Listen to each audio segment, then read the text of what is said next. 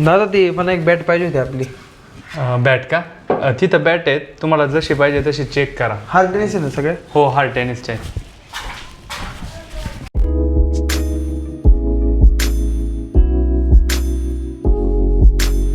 खेळायला कुठली बॅट होती? एवढे बॅट तर काढले. अरे कन्फ्यूज झालाय काय दादा? हा बॅट ना. एवढ्या बघून. एवढ्या सगळे बॅट आवडल्यात मला. एवढ्या? हां, तुझी पर्सनल बॅट आहे का टीमची? पर्सनल.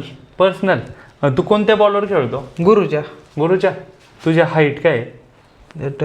5.4 5. अच्छा, म्हणजे तुला 35ची बॅट लागेल. हो. तुझी हाईट 5.4 नाही, माझी 6 आहे म्हटल्यावर 5.8 असशील तू.